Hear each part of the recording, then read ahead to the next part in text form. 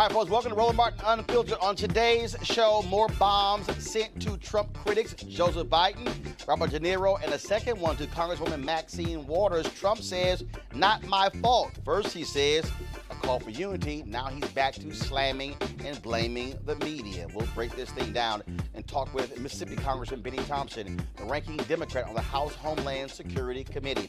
Also, 6 organizations concerned with civil rights unite to pressure social media to get the hate and racist content off of those platforms. We'll talk with Christian Clark, the Lawyers Committee for Civil Rights Under Law. Also, Time Magazine quotes Michael Avenatti as saying the 2020 Democratic presidential nominee better be a white male. Really? He'll be right here on Roland Martin Unfiltered to explain those comments. Also, another clueless white woman wears blackface to a Halloween party. Didn't she watch me on Megyn Kelly's show? Speaking of Megyn Kelly, NPR's reporting she is out at NBC. We'll have the latest details on that as well, plus election updates from Georgia and Florida, including Andrew Gillum again destroying his opponent in a debate last night. Wait till we show you this video. Plus, we'll also tell you the latest what's happening at Prairie View A&M University, where they're fighting with officials in Waller County, Texas, to get those students the ability to vote on their campus. Also, we continue our series on discussions regarding the black press.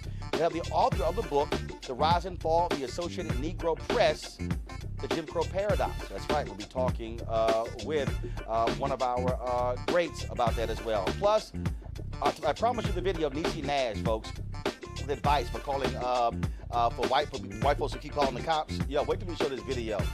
Y'all gonna really enjoy that one. It's time to bring the funk. Roland Martin Unfiltered. Let's go. He's got it. Whatever the miss, he's on it. Whatever it is, he's got the scoop, the fact, the find. And when it breaks, he's right on time and it's rolling. Best believe he's knowing. Putting it down from sports to news to politics. With entertainment just for kicks, he's rolling. It's on go, y'all.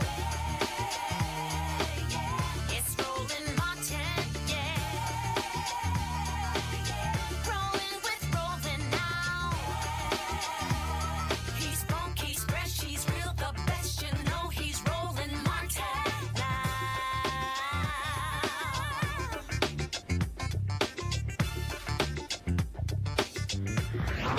Martin. More bombs were found on their way to Trump critics today, 2 to former VP Joe Biden and 1 to actor Robert De Niro. That makes 10 devices so far, including 2 to Congresswoman Maxine Waters and 1 each to President Barack Obama and former Attorney General Eric Holder. The investigation is centering on Florida, as the return address on all of them was Florida Congresswoman Debbie Wasserman Schultz. This afternoon, New York City Police Commissioner James O'Neill said the packages contain, quote, live devices that should be treated with the utmost seriousness. Joining us right now is Congressman Benny Thompson, the ranking Democrat on the Homeland Security Committee, and he joins us by phone from Mississippi. Congressman Thompson, glad to have you on the show. Yeah, thank you for having me, Roland. Latest information that you have received, obviously the FBI and others are investigating this. This is of serious concern to have this many devices that they say are live devices going to Democrats. Well, absolutely, and I just had a briefing by the Secret Service on their part in this, and clearly it's an ongoing investigation. It's one that concerns a lot of us. Some of the people were people being protected by the Secret Service, but a lot of the other ones, ordinary citizens, you know, and to the good work of the postal inspectors and some other people, we're trying to work through that. But it's an unfortunate situation. It's an act of domestic terrorism that I believe has been manifested by Donald Trump's rhetoric. And I'm being straightforward. Everybody on the list is a Democrat. Everybody on the list he's talked about in one form or fashion on numerous occasions. And, you know, there are some crazy folk out here, Roland. And if you hear the President of the United States saying body slam somebody, or if you get locked up, I'll get a lawyer to get you out, some people take that for what it's worth and said, well, you know, that means if I do something, he might protect me. And that's the kind of language that I think Donald Trump has been putting out there, that some of these folk who, for whatever reason, believe it. And that's not who we are as a country. We stand for right, but we also want people to understand that freedom of assembly and speech is granted, and you just can't be a bully just because you're the president. Also, Congressman Thompson, obviously Donald Trump a couple of days ago called for unity, but then actually yesterday called for unity, but then today on social media went right back to attacking the media, blaming them for this, accepting no responsibility whatsoever. Now, granted, we don't know the motive. We don't know the person behind this. We don't know any of this. We don't know if this is Russia or some other country who's actually doing any of this. But clearly, when you have a president who just cannot resist himself for attacking everyone else, this is not how leaders lead. Well, you're absolutely correct. He is the elected leader of the United States of America. He has to set a standard that other countries would want to emulate. He has lowered the standard to about as low it can go, to be honest with you. Mm-hmm. But more important, Roland, is the fact that we as a country historically have been open and available to oppressed people.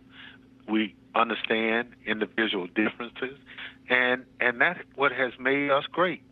Now our elected president decides that it's all about him, and anybody that disagrees with him, he attacks. I have a grandson who's 13 years of age. If that becomes a standard, what can I tell him? He said, Papa, if the president talks about people, why can't I do it? So there are some real life issues that the president has just destroyed by all this attacking of people. Congresswoman Maxine Waters, a good sister. If you disagree with her, fine. In America, we settle our differences at the ballot box. We don't send a bomb to you because I disagree with you. And I think that's the misinterpretation that's occurring with all this rhetoric from Trump. All right, then. Well, Congressman Benny Thompson, we're certainly watching this story as it develops. It is certainly a scary one, and we thank you for joining us to explain what you know thus far. Thanks for having me. All right, folks. Speaking of California Congresswoman Maxine Waters, as I said, she had 2 packages that were addressed to her, one sent to her D.C. office. Now, she's been a fearless critic of Donald Trump, and she told Blavity she knows exactly who is to blame. I think the President of the United States should take responsibility for the kind of violence that we're seeing for the first time in different ways. I think the President of the United States has been dog whistling to his constituency, making them believe that their problems are caused by those people over there. And I think that they're acting out what they believe the President wants them to do and the way that he wants them to act. As a matter of fact, if you pay attention, or you paid attention to the President during his campaign, when he talked violence, he talked about beating up on people and taking them out on a stretcher, and even said he would pay their lawyers' fees to get them out. Just the other day, he was laughing and basically appreciating the fact that a member of Congress had slammed a journalist, and he mimicked and mocked the slamming of that journalist, and he, in his own way, really does do a lot to promote violence. All right, well, let's go to our panel. Dr. Greg Carr, Chair of the Department of Afro-American Studies at Howard University, Barbara Arnwine, Executive Director of the Transformative Justice Coalition, and Malik Abdul, National Communications Director, Black Conservative Federation. Barbara, I'll start with you. When you look at this, again, you had Trump coming out in a White House statement calling for unity, and then he immediately goes right back to blasting the likes of CNN, saying it's the media is causing all of this. This is a moment where, again, 10 devices have gone out to folks like George Soros, 2 former presidents, a former Secretary of State, a former Attorney General, a member of Congress, a former vice president, an actor, you would think out of all the moments, this is where Trump would just resist his natural urge to trash folks, to fight, and to actually act like a damn president. Well, Roland, we know that the Russian agenda has been to undermine democracy, confidence in democracy. How do you undermine democracy more than by sending bombs to people and threatening people? I mean, this is, Trump, we know, is in allegiance with Putin. And I think that he basically does not respect democracy. Well, first, again, that he loves dictatorship. Well, the first thing, we don't know who is behind this, Malik. Right. But again, and I'm not saying that it is Russia. No, but again, no. First of all, we don't know. It could be, look, it could be anybody. It could be somebody on the left, somebody on the right. It could be Russia. It could be China. Of course. We don't know. It could be ISIS. We have no idea. But Malik, how, at some point, I mean, as a Republican, when does this man act like a president and stop acting like a damn high school bully? Well, this is who Donald Trump is. This is who Donald Trump has been for a while. There are things, obviously, that I would like for him to do differently. Unfortunately, he does not do those things. But what I reject is the notion that somehow, if a president is presidential, then all of the rest of us, they would say back home, have some act right about us. It's just not true. Obama was a model president, but people didn't treat each other right when Obama was in office. But the point, though, of leaders. No, I get that. The point of leaders is to lead. He should not engage. The point of leaders is to act right. Right. But again, when you send things out, when you send these tweets out, and when you see them, and you listen to the absolute nonsense, when you look at him complaining about the New York Times and his cell phone, dude, former staffers say he uses cell phones that are not protected, that he uses non-government cell phones. And all he does is just go, what the hell, I'm just going to go ahead and lie about it. I'm just going to go ahead and lie about it. And then, and again, it's this constant attack. Act like a grown man for sometimes. I don't agree with everything that the president says or the president does, but I still reject the notion that somehow only if Donald Trump acted. I never said that. But Greg Carr, it's not a question. It's not a question of if he only acts this way. Again, but be a grown-up. Well, I mean, or at least fake it. Roland, I think Donald Trump is the most useful clown to ever occupy the Oval Office. Because what's not, no, seriously, because what's not on the front page? The Saudi story. What's not on the front page? The fact that I'm so glad our friend Kristen Clark has joined us because 2 federal judges, the Ninth Circuit Court of Appeals, had a 20-minute hearing with 2 sitting senators there, including Orrin Hatch, while we're talking about Donald Trump talking on the phone that the Chinese and the Russians and everybody else is tapping, while he has the blessing of talking crazy to get, and talking about this fake caravan business to get all that other stuff off the front page. In other words, finally, while this fool is ranting, the people who are using him are very openly going forward with their agenda to transform this country. When you spoke about that, of course, 6 organizations, the Color of Change, the largest committee for civil rights under law, the National Hispanic Media Coalition, Southern Poverty Law Center, and the Center for American Progress and Free Press are asking the tech industry to take a firmer line against hate groups that use their platforms. These organizations want tech companies to prohibit hateful activities and gear more resources towards enforcement. Joining us right now is Kristen Clark, who leads the largest committee for civil rights under law. Kristen, this is obviously, you look at Twitter and other companies, they got rid of Alex Jones from their platforms, cutting off their access to the likes of YouTube, to Twitter, Facebook as well. But then, of course, they circumvented that by having other staffers who were still on there. Then they got rid of 14 more of those accounts. Then when you look at Facebook, who says that, well, you know what, some people we can get rid of, some people we can't get rid of. Well, look, the reality is that hate is on the rise, and a lot of the hate activity that we see in our country today doesn't start on the streets, it starts online. It starts when people get together and literally incite people to violence. And too often we're seeing that violence targeting African Americans, Latinos, gays, and other protected minority groups. We just saw 2 black people who were shot and killed yesterday in a grocery store in Kentucky. And it's time that we hold the tech sector accountable. What we did is we spent 9 months consulting with experts in the space, and it's now time that we hold the tech sector accountable. We've put out best practices and policies that we want social media platforms to adopt. It's about holding them accountable, promoting transparency, and really putting them to the task in terms of filtering out. It's not about speech, but filtering out activity on these platforms where you are talking about, organizing activities like what we saw in Charlottesville. We were talking earlier about the bombs. It is a reflection of the dark, toxic era that we are in, and we think that the tech sector has a role and responsibility to do more to stamp out hate. Have they responded? They're working with us cooperatively, and they've been receptive, and the hard work lies ahead.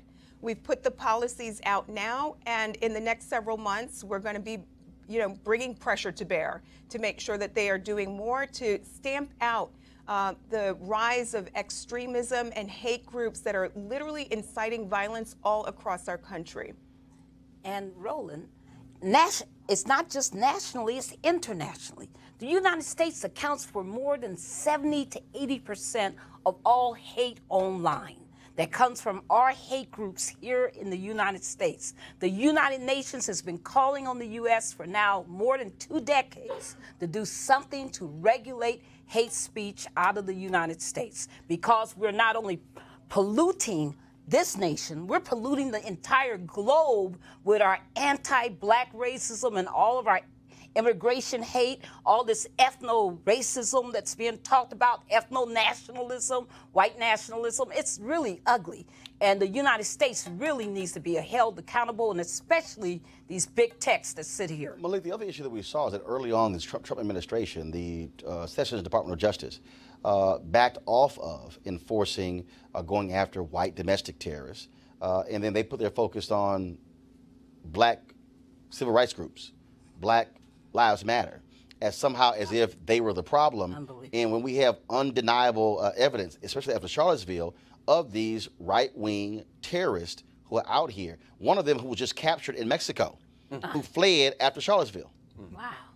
Yeah, well, I can start off by saying that I'm not a huge fan of Jeff Sessions, maybe because maybe Donald Trump isn't either. You're a huge fan, or a big fan, or a little fan, or no fan at all? If he had chosen someone else, I would not have been upset. Yeah, but he chose him, and the reality is he is the Attorney General, and he has not been leading when it comes to going after these hate groups. Yeah, I'm hoping that after the midterms, Donald Trump finds someone else as a Christian, again, I want to go back to you. What do you expect these groups to do? Because look, they have tried their best to say, hey, there's not much that we can do, but they also are benefiting financially from these groups. Look, we're in uncharted territory, but the reality is that these mega companies, Facebook, Twitter, social media is providing a platform to amplify messages of hate and providing a platform where extremists and right-wing groups literally are, going to their platforms and inciting violence, targeting minority groups, and it's time for it to stop. So we put out these best practices and policies today, and it's never been done. You now have dozens of civil rights groups and human rights groups that have come together and said, we're going to hold you accountable. You have a role for where we find ourselves in 2018, which is a moment where hate really is gripping the country and tearing us apart. And they have a role to stamp it out, and we intend to hold them accountable. Where can folks get information and see those best practices? They can visit our website, lawyerscommittee.org, and learn more about this important effort. Okay, Kristen Clark, we surely appreciate it. Thanks so much. Thank you for having me. Folks, many of us know Michael Avenatti as the lawyer representing adult film star Stormy Daniels. He is now also seriously running for the Democratic nomination for president. But an interview that he did with Time magazine is causing huge stir on social media, where they quoted him as saying the following: I think it better to be a white male, talking about in 2020. When you have a white male making the arguments, they carry more weight. Should they carry more weight? Absolutely not. But do they? Yes. Joining us right now via phone is Michael Avenatti. Michael, welcome to Roland Martin Unfiltered. Michael? Yes. Michael, do you hear me?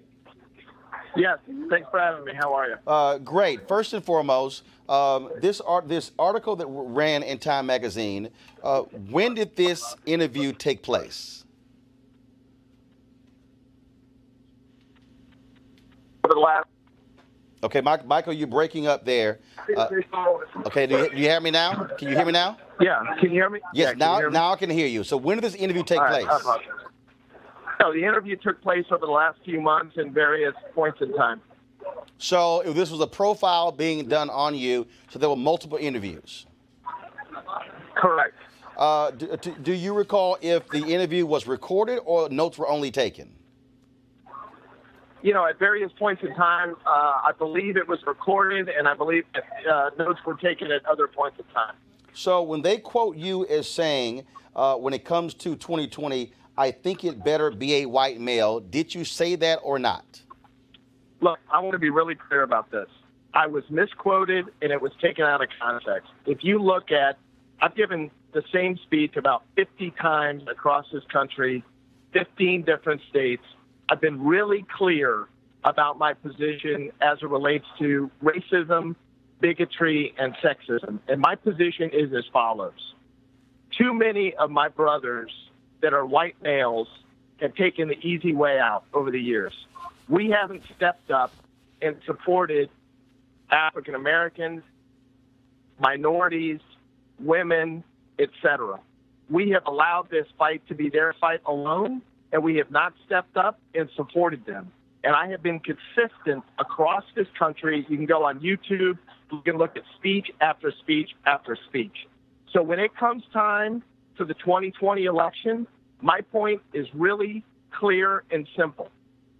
We need more white males to step up and defend minority groups and people of color, period. But I'm going to ask you again, as it relates to this particular statement here, that in the context of the 2020 nomination, did you say, or what was, you said take it out of context, what was the context of, I think it better be a white male? The context was in connection with the 2020 nomination relating to delivering the message concerning racism and bigotry that has been sowed by Donald Trump and others within the Republican Party, period. I think there's a number of people that can win the nomination. I don't think it's a big number. I want to be clear about that. But I do not think it has to be a white male. It could be a woman. It could be a person of color. It could be a Hispanic. It could be a minority. But I think above all else, it's going to have to be somebody that is a fighter that can take the fight to Donald Trump. So you're saying that when the quote says, I think it better be a white male, are you saying, I just want to be clear, you're saying that within the context of that, you were saying that it needs to be a white male who is talking about issues of race and racism as it relates to Donald Trump? Well, I mean, I think any number of people can talk about those issues, but my point is as follows. I think that more white males need to call out white males relating to bigotry and racism in the United States. And look, I mean, this is what I believe. I think that too many people that look like me have taken a back seat. They've stood on the sidelines. They've stood against the wall.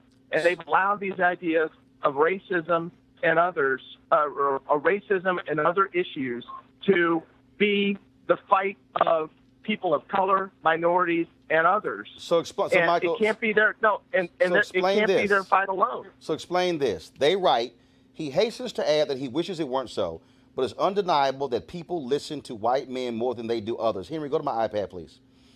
It's why he's been successful representing Daniels and immigrant mothers, he says. Quote, when you have a white male making the arguments, they carry more weight, he says. Should they carry more weight? Absolutely not. But do they? Yes. What does that actually mean? Yeah, let me explain that. No, let me explain that because, again, I want to be really clear about this. That was taken out of context. When you have a white male that calls out other white males for being racist, yes, I think that that's powerful. Absolutely. Be clear. That's what I'm talking about. When it refers to when you have a white male step up and make these statements. Absolutely. I think it's important for more white males like myself to call out other white males for being racist. Absolutely, I believe that, and I believe that's powerful. And I believe that we need more people around the country that look like me to do that. I mean, look, let's be frank. Donald Trump rose to power because he convinced 2/3 of the people that look like me, right, white males, that our success depended on minorities and women and people of color, and our success depended on them being marginalized. That's not right. We need more white males like me to speak out against that. So I'm going to read this, Michael. This is what I've got the Time Magazine article up, and this is what they wrote. Here's what Avenatti told Time in an interview on June 25th in New York City, before he began publicly considering a presidential run. They say the question was, is there anybody that you like in the Democratic political class? Or do you think the 2020 nominee should be someone from outside politics? Time Magazine says that was the question. They say your answer was, I think it better be a white male. Then they said, really? Then they said, you said 100%. And I don't say that because I want it to have to be a white male. I say that because of just the realities of the situation. I think if the Democratic nominee, anyone other than a white male at the top of the ticket, they're going to lose the election. And so I'm reading, and so as I read this again, and then it says, I'll be willing to bet anything. I feel highly confident in that, and it shouldn't be that way for this election. Question. But just because the electorate is too racist and sexist, they say because of where the electorate lines up and where Trump's strengths lie, I think if you nominate, then they went on. So Time Magazine says they're standing by their article, and they're saying that your comment about I think it better be a white male was a specific response to their question. Are you saying that Time Magazine is wrong? Look, I've answered the question. I've been very, very clear about this. Look at over 50 speeches I've given across the country. I mean, again, I don't know how I can be more clear in what I've already said. I stand behind everything that I have said. People can go on YouTube. They can look at exactly. No. Let me just finish. No, go ahead. They can go on YouTube. They can go on YouTube and look at what I have said consistently. Okay, I am confident that your viewers, listeners, etc., agree with what I'm saying. More white guys need to step up and call out white guys. Period. I've been consistent about this. But Michael, here's the issue though. I'm a journalist. I've been one since I was 14 years old. Time says that this was an interview and exchange back and forth. I don't know if this interview was recorded, so therefore, that way none of us can actually hear the context and the nuance of the conversation. But what Time Magazine has posted on their website, time.com, they have posted what they say is a direct question, answer, question, answer, question, answer. And what I'm asking you is, are you saying... I haven't seen it. Oh, I haven't seen it. I can't comment on it. Okay, No, wait a minute. No, hold on, Michael. I'm going to finish my question. I'm going to finish my comment. Then you can go ahead and answer. So, again, and I'll send you the link so you can actually see it as well, and that's fine. But what if you say that they got this wrong, then what are you going to do next? Are you going to ask them to produce the recording? Look, I haven't decided what I'm going to do next. But what I've done next is you asked me to come on your show. Yes. I did not hesitate. I immediately said I would come on your show. I'd be happy to answer your questions, which I am answering. I've answered your questions. Right. So look, go back and look what I've said consistently for the last 4 or 5 months. Okay. The bottom line here is, and again, I think I gave the first speech in July or June of this year, and I've given the same speech across the country. I've said the same thing. I have called out other white males relating to the fact that they've taken the easy way out and have not done what they should do in connection with calling out racism, bigotry, and sexism across this country. Okay. Well, here's the deal. I would love for Time Magazine, if you said that you were taking it, because look, I totally understand. I've seen folks who have been taken out of context. I've also seen people who have said they were taken out of context. They actually were in context. I would hope that Time Magazine would release a recording of the conversation. I've sent via DM to you the link of their actual story so you can actually see what they have posted on their website. And then hopefully this will be clarified and cleared up. Let me ask you a couple questions. Yes. Let me ask you a couple questions. Who do you think is best positioned to beat Donald Trump in 2020, assuming the economy stays where it is? Sure. First of all, right now, there's no one person you can argue right now who's best positioned, because if you go back to 2007, Michael, I'm answering. The likely candidate. No, Michael, here's the deal. I'm answering your question.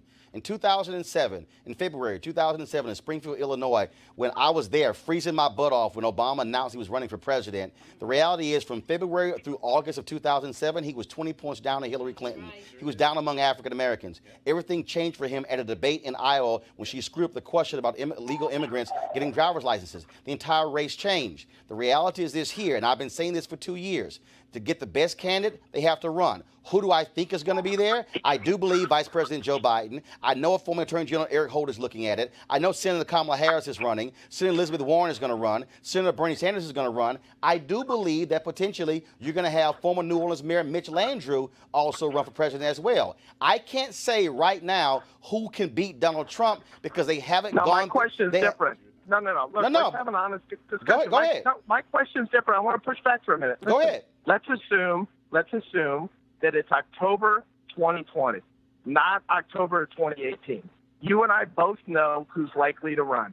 So let's fast forward. It's October 2020. The environment is the same. The economy is the same. I'd like you to tell me right now who is the best person that has the best opportunity to beat Donald Trump of the likely candidates, and we can include everybody you just stated. Here's why you can't answer that question and why it makes no sense. Because the two top Republicans who they said stood the best chance of beating Hillary Clinton were Tim Pawlenty, governor of Minnesota, and Scott Walker, governor of Wisconsin. And guess who were the first two candidates to drop out? Tim Pawlenty and Scott Walker. This is what I know, Michael, and I've been doing politics my whole life.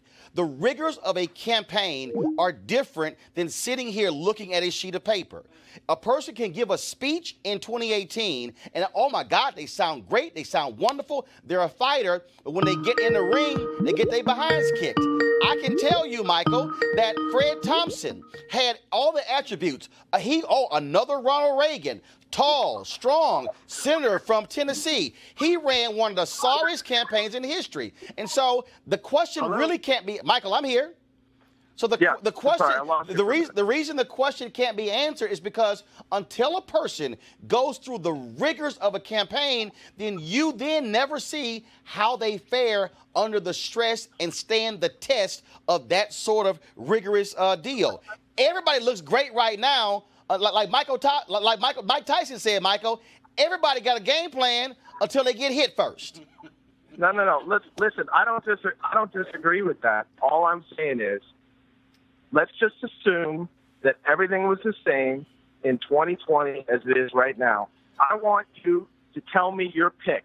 Tell me the person, please. Tell me the person that you think has the best shot right now. Michael, and I'm going to say to you again, and I gave you 3 names already, who all the people, including me, I thought Scott Walker, out of all the Republicans, stood the best chance in October of 2015 of running against Hillary Clinton. He was the second one to drop out after Tim Pawlenty.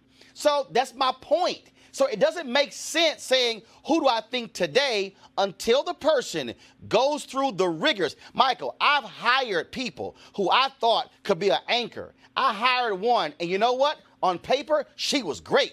In the interview, she was awesome. Everybody loved her. You know what happened the first day she went on the air? She sucked. We took her off 5 days later. No, I hear you, and I think you make a good point. So until you go through the fight, you don't know. So all I'm saying is you got to go through the battle to see who can survive the war. Look, and you know what? I don't disagree with that, but here's my point, okay? There's a lot of people that are going to run, and they'd make a great president, and they'd make a far better president than I would, but they've got no shot of beating Donald Trump. Well, actually, and if the Democrats nominate, Michael, you're actually wrong, because if you study the math, I understand your point, but Michael, I'll give you an example. Donald Trump won Florida in 2016, correct? Correct. There's a ballot initiative in Florida that's likely to get passed that's gonna give voting rights to 1.6 million formerly incarcerated. If that initiative passes on November 6th, Florida is completely changed. Donald Trump cannot go into Florida yelling law and order, because that means 1.6 million eligible people right now living will have the right to vote. Florida could flip overnight if a Democrat runs a strong criminal justice reform plan. If they even pick up 25% of those 1.6 million, they destroy the Republicans. So let me tell Florida you something. switches. From your lips to God's from your lips to God's ears, I hope you're 100% right. I think that would be a phenomenal thing for Democrats. It's There's polling no at question about 72% right now. I will just tell you, I've spent a lot of time traveling around the country. I've spent a lot of time in a lot of key electoral states over the last 2 to 3 months.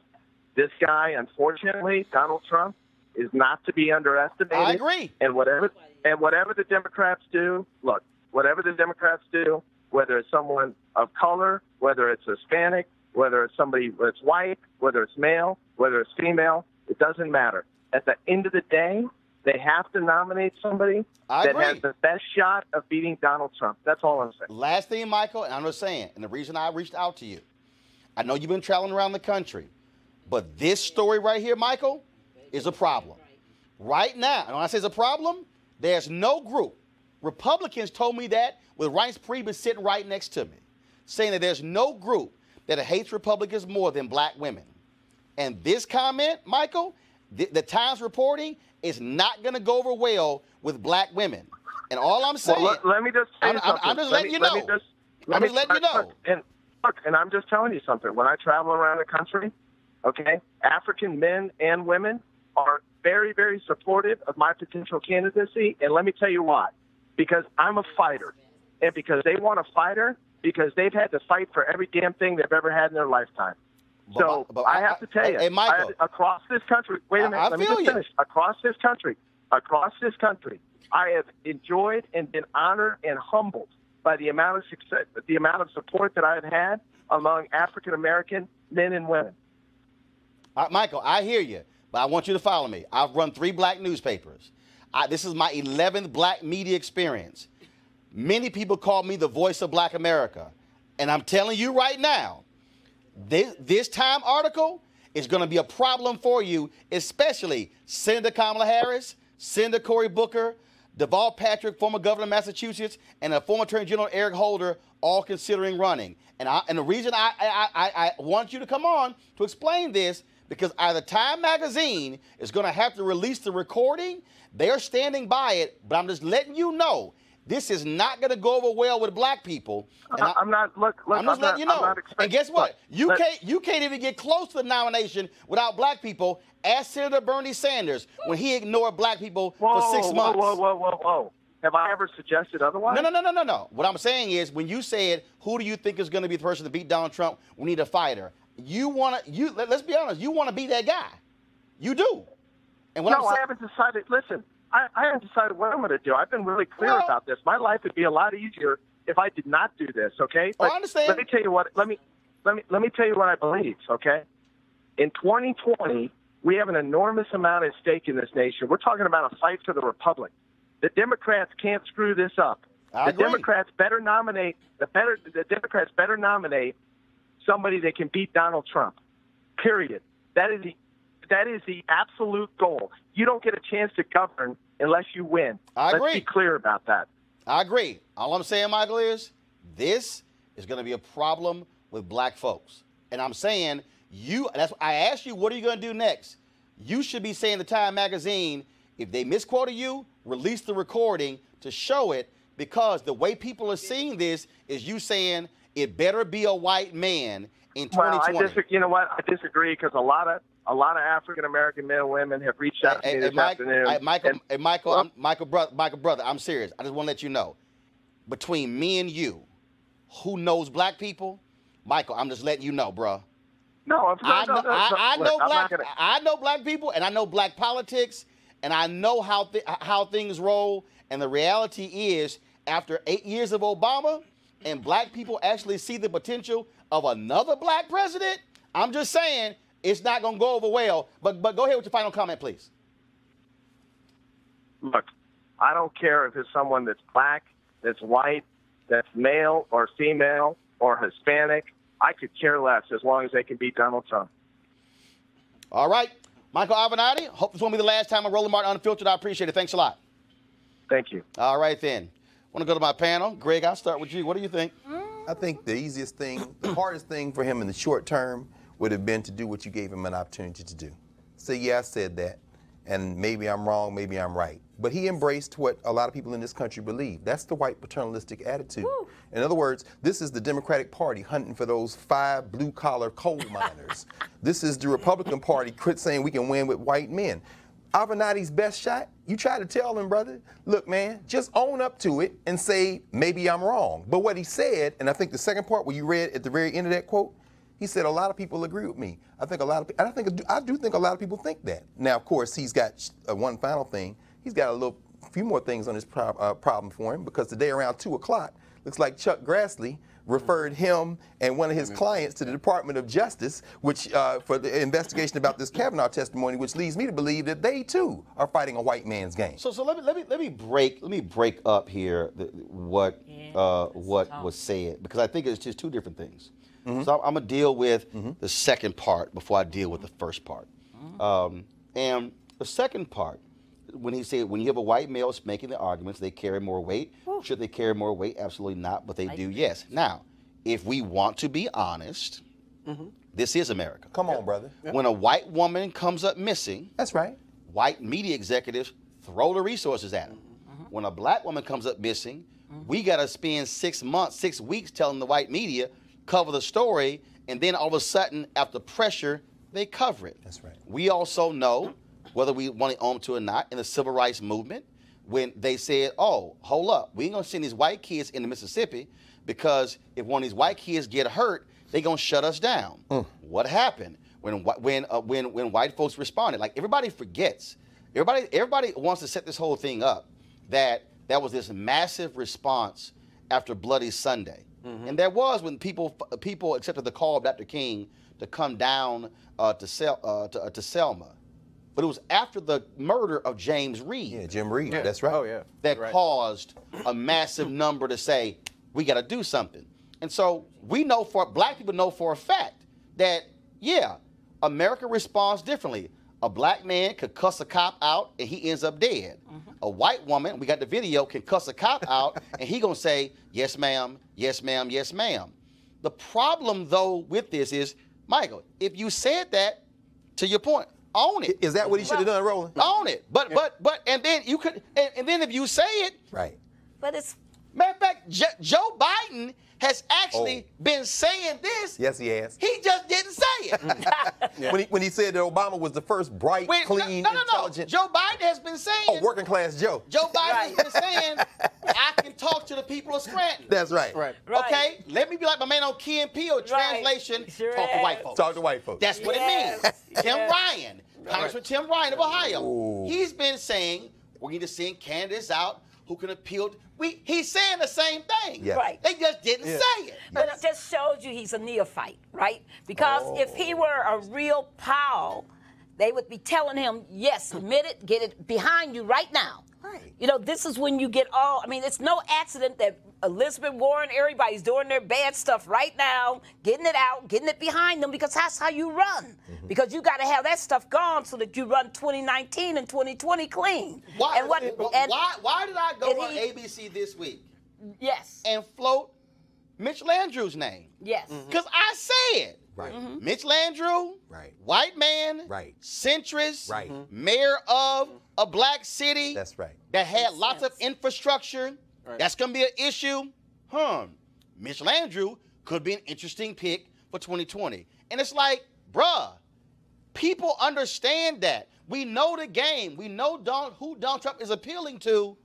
But the point is, If you said it, own it, but don't say I got misquoted or taken out of context. And my whole deal is, give me the context. Well, Roland, I had more problems with it because I think this whole emphasis that I'm a white male, I can speak to white male, and white males elected Donald Trump. White women helped elect Donald Trump, too. It's a family conversation that white people need to be having. Of white women it's very voted for Donald Trump. That's a patriarchal viewpoint. I mean, we are so sick of this white supremacist, patriarchal, corporatist madness that this country is tied up in. And he's just talking about using his white privilege as a white male to talk to other white males. But he better watch out, because why do you think Joe Kennedy is on the road right now? Joe Kennedy the third. In Louisiana? Right. He's been everywhere. He's been in Texas, Beto. What do you think everybody's looking at Beto O'Rourke? Does he really think he is the only, quote, white male candidate out there, and Joe Biden and the rest of them? Here's the deal, Malik. Finish real quick. Finish it. No, but the point is that I thought his answer was horrible. Even if that was his defense, that he's, quote, better at talking to white men, because it's not about that conversation. It's about a broader conversation. Piece, which I was trying to convey to him, that you have to understand. When Democrats keep saying, we got to appeal to these white working class voters, right? What they're actually saying, which is nonsensical, is, all right, we got y'all. Right. We're going to talk to y'all. Yeah. So what happened after 2016? When the Black Women's Roundtable and Essence Magazine released their report, there was a 10% drop, a 10-point drop in black women identifying as Democrats. All of a sudden, Tom Perez was like, oh, hell. He's like, yes. All that talk of appealing to white working class voters, listen to Michael Moore, call black women to say, oh, that's how y'all want to roll? Yeah. Well, and we're going to teach your ass a lesson. Right. And then Tom Perez had to come back and apologize. The part is about black women. I mean, he's been sitting here praising black women. He's been at every black women's event that has happened in the past 15 months. And so my deal is, like, dude, I get your point, but let's just be real. If you don't turn out black people, if you don't turn out Latinos, if you don't turn out women, you can go talk to all the white men you want to. Your ass is dead. Well, I think you can. I forgot today's date, but I think you can forget it at this point, because this interview, just like your interview with Megyn Kelly, this is one of the things that's going to go down in history. So whatever he thought he was going to do as far as running for president, I can say just on the outset that I don't know Avenatti. I don't think he's a racist. I think he should have apologized for that. I don't think because he said what he said that he's a racist, but it's gonna cause a problem. And again, look, I get context. Yeah. And again, yes, he should have owned up to it. Yes, right. I mean, come on. We can giving you the opportunity. We can actually have a look. There's a way to have that conversation. Right. And the way to have that okay. So let me just do this here. Okay. So Michael, this is how you had that conversation. Okay. So again, as a black man, he's watching, who know black people, who also know white people. Let me have this conversation. So this is how you do it. And I got a little bit more hair than you do, and I'm a different body frame and everything. Let me help you out. So I'm Michael Avenatti. Let me go on back over here. So I'm gonna go back to the question. Is there anybody that you like in the Democratic political class, or do you think the 2020 nominee should be someone from outside of politics? I believe Democrats need to elect somebody who's willing to go toe-to-toe with every voter against Donald Trump. That means that nominee should be going after black men, black women, Hispanic men, Hispanic women, white men, white women, rural, city, everybody, college, non-college, dropout, GED, everybody, not sacrifice anybody. That's how you answer that question.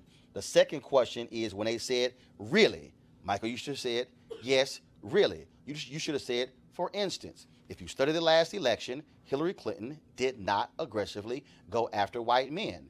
She allowed Donald Trump to run up huge numbers with white men, and he also ran up huge numbers in rural America. If you don't compete, you don't win. We need a candidate who is willing to go into rural America and to go into inner city America, who is willing to go into the middle America and go to the coast. That's the candidate Democrats need to elect. Okay, next question. So Obama only won because of who he was running against, but a Trump who activates people's racism and sexism, then you come back and say, I am willing to bet that any Democrat who has the guts to stand up to Donald Trump and to call him for who he is and to look, yes, white voters in the eye and to tell them you're voting against your own interest. Everything that you say you need, this man is against. White America, you need health care in Kentucky, in Mississippi, and Arkansas. This man wants to get rid of the Affordable Care Act. White men who you say you want these jobs, this man has done nothing for you. Look at Carrier. All of you white women, you want better education. He is cutting the education budget by 5%. White men and white women in Virginia, you say you voted for Trump because of the opioid crisis. He's done nothing when it comes to the opioid crisis. And so Democrats need to be able to challenge Trump on turf that has been uncomfortable for them. And that means going to places like Tennessee, Arkansas, West Virginia, and to look at them in the eye and say, I'm here because I want your vote, because I'm willing to help you. Michael, that's actually saying the same thing without actually saying it. That's how politicians talk. You didn't do it.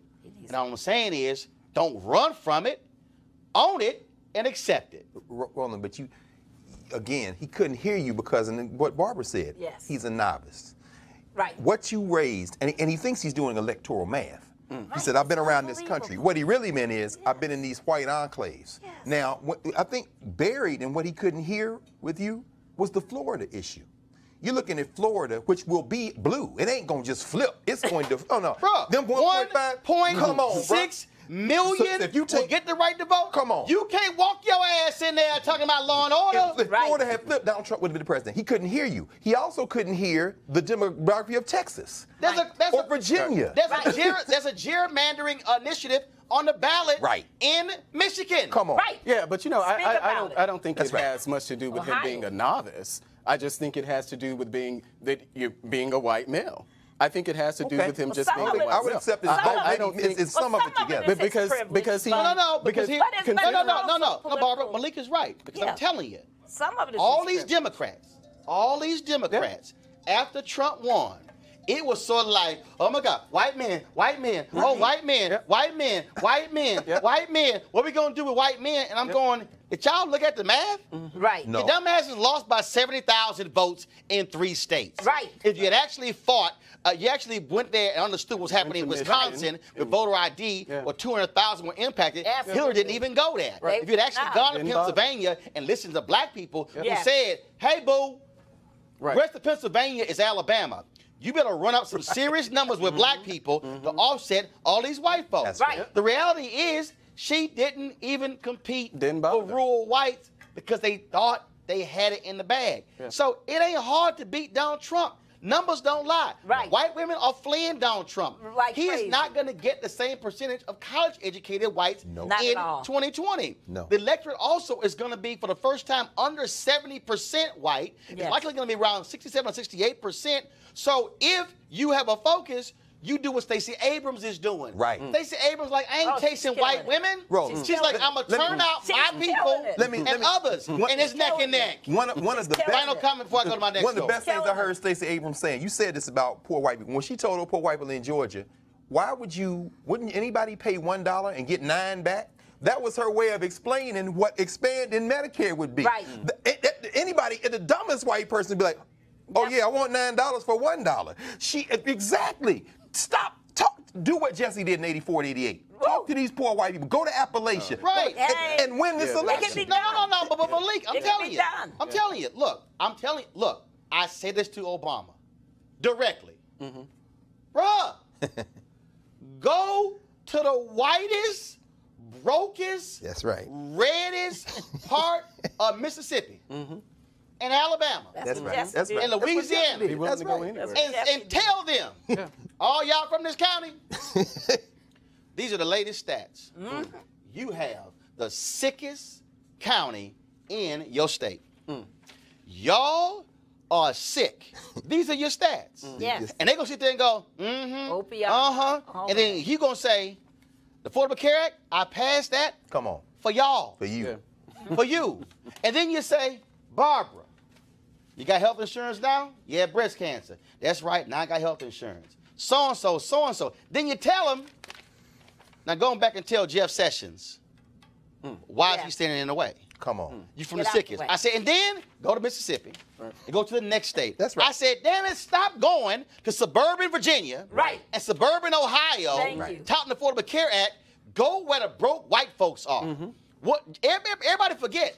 President Lyndon Baines Johnson did not launch the war on poverty in the damn Mississippi Delta with some poor black people. Nope. No, he went to no teeth, no hair, sick, uneducated white folks in Appalachia and West Virginia. Well, That's right. they take those people for granted, and even in the black community, we see that happen with the party now. The Democrats, a lot of them, they take a lot of the black vote for granted, and they come into the communities when it's election time. So So there's Malik, not do you think that the Republican Party takes those poor whites for granted? In Hell other words, yes. Is poor whites I do. the electoral capture I of the... do. So, Yeah, so how, I do. I mean, and I don't buy it. I mean, Yeah. Ben Sass is a joke with his morality. Jeff Oh, Flake please. is appropriately named. Please. But I'm saying, Please. if Donald Trump collapses between now and 2020, and it's very real which I possibility don't he will. think he He will. will. But Well, I mean, You know, whether he does or doesn't.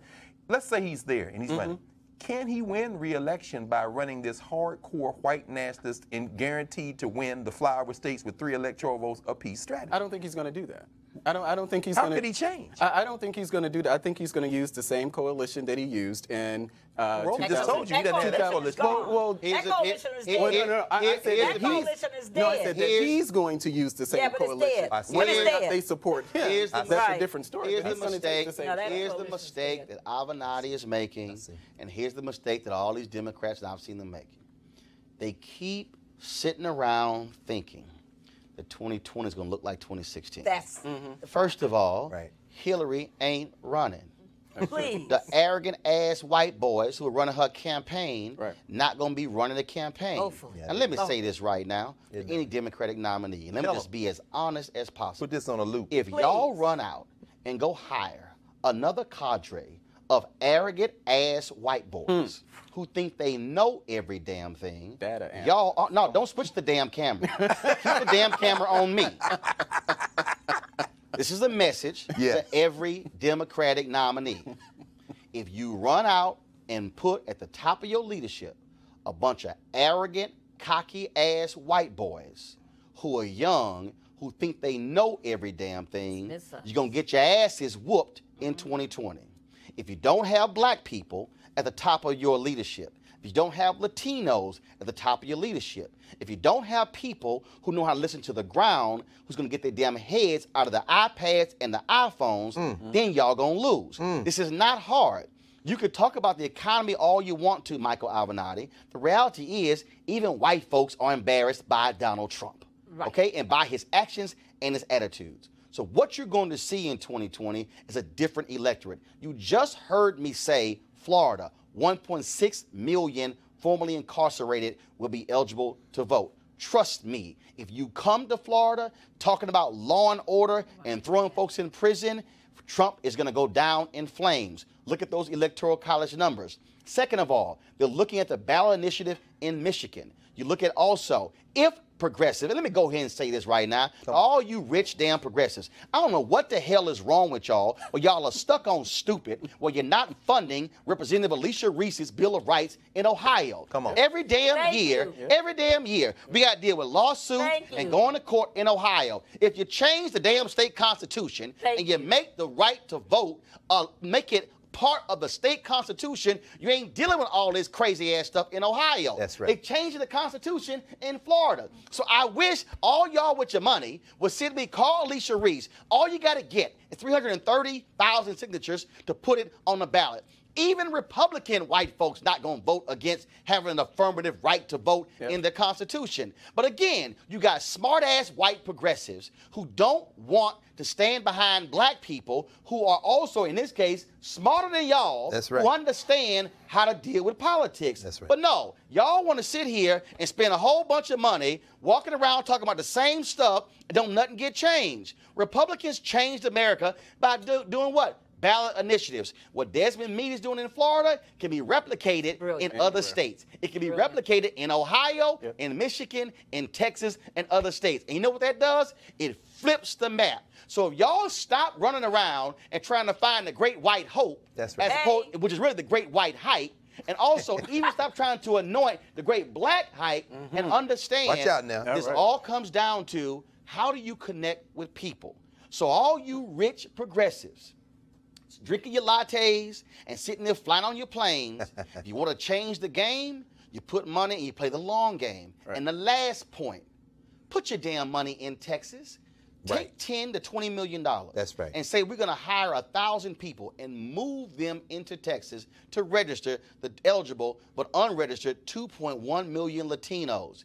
Guess what happened? SNCC did that. That's right. CORE did that. Nonpartisan money funded these young people who moved into those places, talked with the people, with the sharecroppers. Ella Baker said, take your college clothes off and put your overalls on. And if you don't believe me, read Barbara Ransby's book on Ella Baker. Come on, brother. She said it ain't pulpit to pew, it's pew to pulpit. If you got to go in and you got to talk to those folks, they got to know you and trust you, then they'll register, then they'll vote. But if y'all walk in there with your damn iPad 2 months out and somehow thinking Latinos are just going to magically register, it's not going to happen. And so, that's right. Michael Avenatti, you think you know politics because you've been traveling around the country. You don't know. Bruh, I don't know politics. Didn't know he was that big. I've lived politics. My mom and my daddy were community organizers, running a civic club, running phone banks, running campaigns. Right now, they are running election centers in Dallas County in Texas. Trust me, just because you're a lawyer and just because you're smart, don't mean your ass can't be wrong. If y'all want to support Roland Martin Unfiltered, go to RolandMartinUnfiltered.com to support us. Of course, you can also join our Bring the Funk fan club. We appreciate your support as well. We're going to leave the show this way. Comedian and actress Niecy Nash has released a satirical infomercial, y'all, for all these white folks who losing their mind about black folks coming in their lives. And so I want y'all, check this out. I'll see you guys tomorrow. Oh yeah, by the way, before I go, let me go ahead and tell y'all this here. So you know the little Candace Owens and Turning Point USA. Don't do it. They got their little conference going on, starting with Black conservatives tomorrow. Yes. Well, we asked for media credentials to go cover their conference, and then they told us we were approved. Then they hit us back and they said we were not approved to cover their conference. Now, this is the only daily show that covers black people. Right. And they got a young black conservative summit, but won't let us actually go cover it. Now, ain't that funny? I've interviewed every major black Republican in the last 25 years. Colin Powell, Michael Steele, Alan West, J.C. Watts, Tim Scott, Kay James. Yo, I can do a whole roll call. But Candace and Charlie Kirk, they little group, oh no, we can't cover them. But you know what? Hell, I've interviewed some non-black Republicans. You want to hear their names? President George H.W. Bush, President George W. Bush, Senator Lindsey Graham, Congressman Bill Flores, Congressman Pete Olson, Congressman Tim Price, Commerce Secretary Carlos Gutierrez. I go on and on and on. See, let me help y'all out, Charlie and Candace. Y'all got a fake-ass organization. Because the reality is, you figure because you got 400 young black conservatives coming into D.C. that somehow y'all are doing something. Let me help y'all out. We've known black conservatives all our lives. And it's the black conservatives who got better credentials than y'all who know what's going on. And every single one of those black conservatives, guess what, Candace? If I walk into a room, they're going to talk to me before they talk to your little young ass. So maybe what y'all should do is stop being afraid of black media and actually come sit down and talk to black people who know what the hell they talking about. But see, y'all think y'all cute because white mainstream media has done stories on you. NBC News and also USA Today and Thank You All That. But Candace, I'm telling you right now, see, you don't have to come to your conference. But guess what? Y'all don't control the media credentialing at the White House. So guess what I got right before we came on air? We got credentials to y'all get together with Trump tomorrow morning in the White House at 11:30. So you gonna see them in? Guess who's gonna be there? Me and our cameras. Y'all thought y'all were running this. But even the White House, Candace, knows it's smart to talk to Roland Martin. Holla. For a charcoal grill, no charcoal grills are allowed. You're scared. Please leave me alone. You're white. African American. Illegally selling water without a permit. But with cell phone cameras and social media, calling 911 on your black or brown neighbors just isn't what it used to be. Hi, I'm Niecy Nash, actress, inventor, and advocate for not calling 911 on black people for no goddamn reason. I'd like to introduce you to a radical new product that will save you all the headaches of being filmed and outed as a racist douche. It's called 1-844-WHITE FEAR, and it's revolutionizing the way racist white people cope with black people living life near them. 1-844-WHITE FEAR. There's a black guy outside my neighbor's house, and he's walking around. Our experienced staff have been living while black in America their entire lives. Darren here is a former Obama aide who had the cops called on him for moving into his new apartment. Yes, that is actually your neighbor, Michael. Yeah, no problem. Our records are actually showing that's actually his boat. Yeah, I know. Black people have boats too now. Studies show that people of color are more likely to be arrested, convicted, and serve longer sentences than white people for similar crimes. So calling 911 for non-emergency situations is really just a move. I got so scared when I saw a black guy walking around outside, and so I called 1-844-WHITE FEAR, and it turns out we're neighbors, and I'm a racist. Now, black people have been helping white people be better since always. So she's looking around and standing there? Irregular frisbee or ultimate frisbee?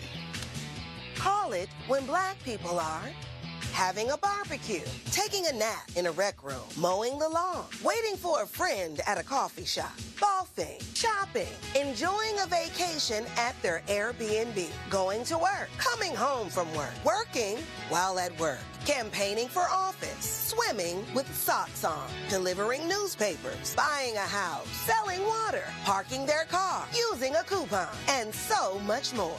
1-844-WHITE FEAR. It's a real number for real white people who should mind their own damn business. What's going on here? If you've been a victim of 911 harassment, please email us at 844-WYTFEAR@nytimes.com.